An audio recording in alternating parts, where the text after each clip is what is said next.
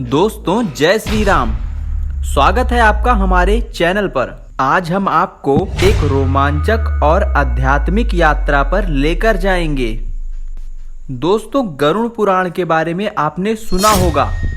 आज हम आपको इस पुराण में लिखी कुछ बातों से अवगत कराने आए हैं। दोस्तों गरुड़ पुराण के अधिष्ठ देव भगवान विष्णु हैं। इस पुराण के अंतर्गत मृत्यु के बाद व्यक्ति के साथ क्या होता है, दान, तप, तीर्थ आदि शुभ कर्मों में प्राप्त होने वाले सभी फलों के बारे में वर्णित है। दोस्तों गरुड़ पुराण में 19,000 श्लोक कहे जाते हैं, किंतु वर्तमान समय में उपलब्ध पांडुलिपियों में लगभग 8,000 श्लोक ही मिलते हैं। इसमें प्रायः दो भाग हैं, पूर्व खंड तथा उत्तर खंड। इसका पूर्व खंड विभिन्न प्रकार के जीव और जीवन से संबंधित है।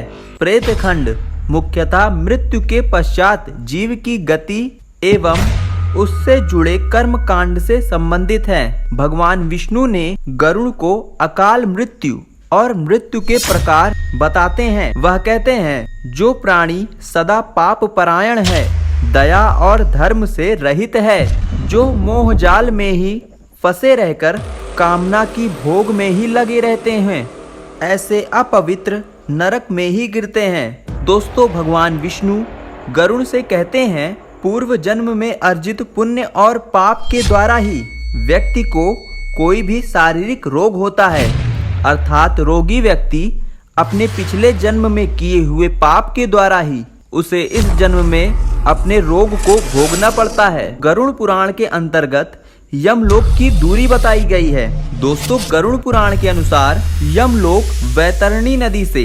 84,000 योजन की दूरी पर स्थित है और पृथ्वी लोक से यमलोक तक जाने में आत्मा को पैदल चलकर 47 दिनों का समय लगता है। और हाँ, वैतरणी नदी भारत के उड़ीसा क्षेत्र में स्थित है। दोस्तों मैं आपको यह सब बातें जो बता रहा हूँ वो कोई अंधविश्वास वाली बातें नहीं है। मैं केवल आपको वही बातें बता रहा हूँ जो गरुड़ पुराण के अंतर्गत लिखी हुई है।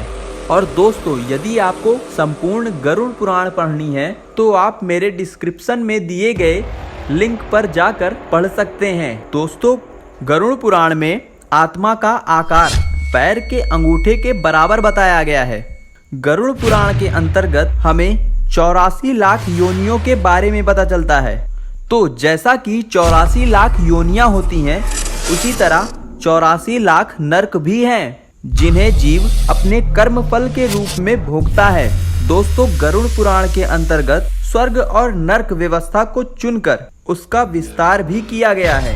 गरुड़ पुराण के अनुसार प्रेत कल्प में कहा गया है कि नरक में जाने के पश्चात प्राणी प्रेत बनकर अपने परिजनों और संबंधियों को अनेकानेक कष्टों से प्रताड़ित करता रहता है। दोस्तों जो व्यक्ति दूसरों की संपत्ति हड़पता है, ब्राह्मण तथा मंदिर की संपत्ति का हरण करता है, निर्बल को सदा सताता है, वह व्यक्ति प्रेत योनि में अवश्य जाता है। उस व्यक्ति के यहाँ ग्रह कलेश और संतान मृत्यु पूर्ण निश्चित है। गरुड़ पुराण के द्वारा प्रेत योनि से बचने के लिए और नरक से बचने के लिए उपाय भी समझाए गए हैं, जिसमें अनेकानेक उपायों में सर्वाधिक प्रमुख उपाय दान, दक्षिणा तथा पिंडदान तथा श्राद्ध कर्म बताए गए हैं।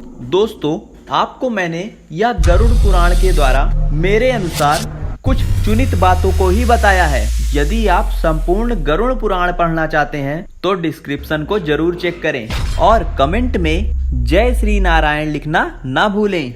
जय श्री राम दोस्तों।